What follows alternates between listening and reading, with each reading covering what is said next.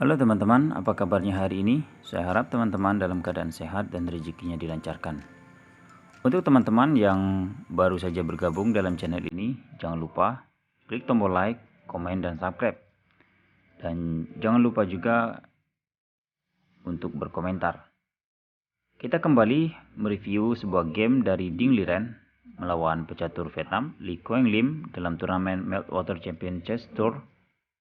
Game ini berlangsung dalam 49 angka dengan kontrol waktu 15 menit, yaitu rapid chess atau catur cepat. Langsung saja, Ding Liren menjalankan pion D4. Dibalas kuda raja dikembangkan. Pion C4. Lalu di sini pion E6 dan kuda raja dikembangkan. Pion D5 menantang pion. Langsung saja di sini membentuk tema pembukaan gambit menteri. Apakah gambit menteri diterima atau ditolak? Kita lihat pada langkah berikutnya. Di sini putih menjalankan kuda menteri dikembangkan dan menjalankan pion pukul pion, menandakan permainan mengarah kepada gambit menteri diterima. Ya, di sini gambit itu maksudnya yaitu pengorbanan pion. Ya, di sini menjalankan dengan pion E4, memberikan ancaman terhadap pion dan memberikan jalan bagi gajah. Di sini gajah raja hitam dikembangkan, mengancam kuda. Di sini gajah pukul pion dan kuda pukul pion. Dengan tenang, Ding Liren melakukan rokade pendek. Kuda pukul pion, ya kuda memukul kuda, pion memukul kuda, mengancam gajah. Langkah yang direkomendasikan yaitu dengan gajah ke D6. Namun dapat juga dipilih dengan memukul pion. Tetapi di sini menjalankan gajah mundur ke petak E7.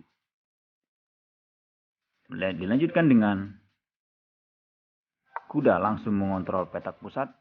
Dilanjutkan dengan hitam rokade sayap raja. Ya, terlebih dahulu mengamankan rajanya. Di sini langsung mengancam dengan menteri ke petak G4. Ancaman nantinya yang mana akan menjalankan dari gajah ini ke petak ya, H6 nantinya. Oleh sebab itu di sini kuda dikembangkan, mengancam pertukaran kuda.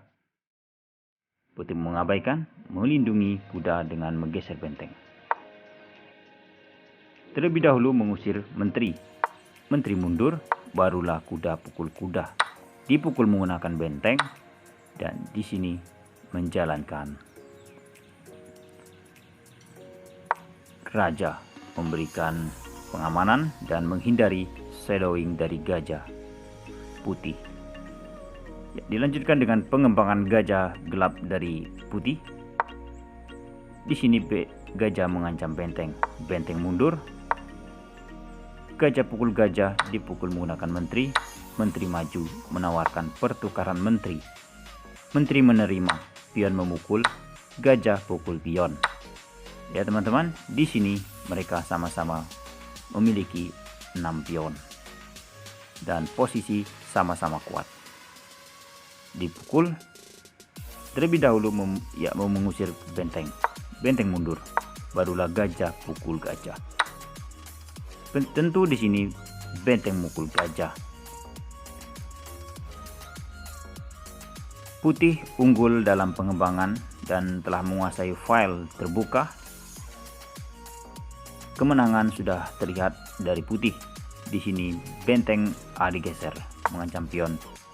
Benteng mukul pion. Begitupun benteng pukul pion. Terlebih dahulu menggeser.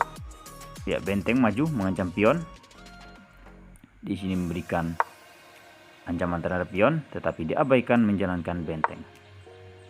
Pion H6 memberikan jalan bagi raja, yang mana nantinya benteng ini akan dapat lari.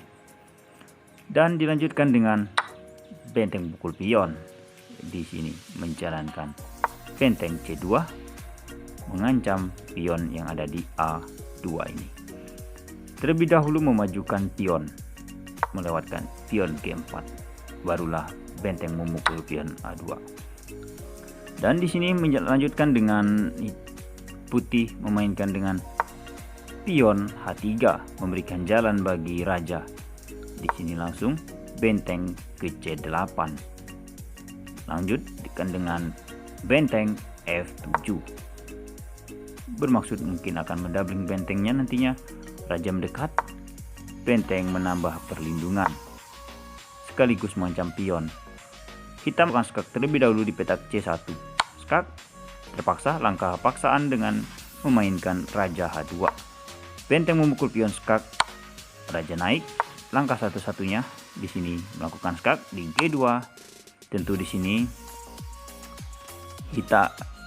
pion ini tidak dapat dipukul sebab nantinya akan kalah.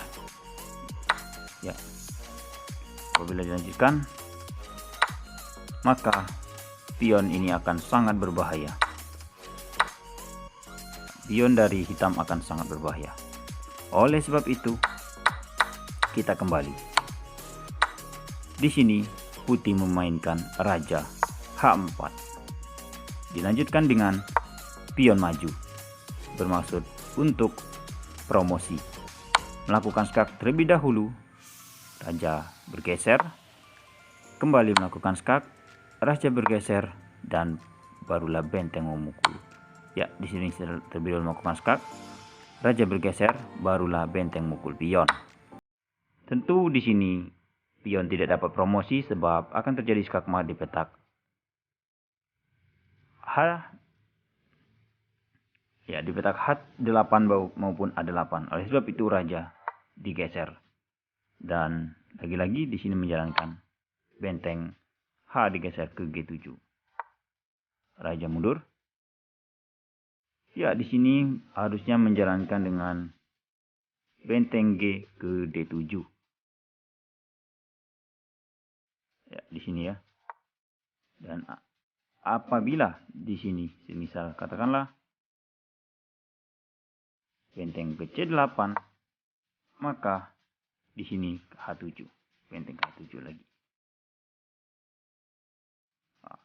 Namun langkah itu tidak dipilih oleh Ding Liren, memainkan dengan benteng digeser. Ya, di sini ancaman skak, tetapi ditutup oleh benteng dan kembali melakukan skak, raja digeser, kembali melakukan skak, raja bergeser dan kembali melakukan skak. Raja digeser. Di sini terlebih dahulu memainkan benteng H digeser skak. Dan setelah raja bergeser ke petak H8, benteng mengancam pion. Suatu pengorbanan dari hitam, yang mana mengorbankan benteng file C, benteng C7. Benteng tidak dapat dipukul sebab pion akan promosi. Oleh sebab itu, di sini memainkan dengan benteng mukul pion. Skak. Raja geser, kembali. Ya, di sini benteng ditarik mundur. F5, yang mana nanti akan dilanjutkan dengan melakukan skak, dilanjutkan dengan menawarkan pertukaran benteng. Tentu benteng ini tidak dapat dipukul sebab pion akan promosi nantinya. Terlebih dahulu Ding Liren melakukan skak. Dan di sini ditutup. Ya, terpaksa digeser ya. Maksudnya di sini barulah benteng mendablingkan. Benteng mukul benteng, benteng pukul benteng, raja mendekat, benteng mundur, dan sudah terlihat jelas bahwasanya Ding Liren telah unggul 2 pion, di mana 3 berbanding 1. Game berlanjut dengan raja mendekat, raja juga mendekat, dan tepat di langkah ini, Li Quenglim menyerah. Oke teman-teman, cukup dulu video kali ini. Terima kasih telah menonton. Jangan lupa klik tombol like, komen, dan juga subscribe.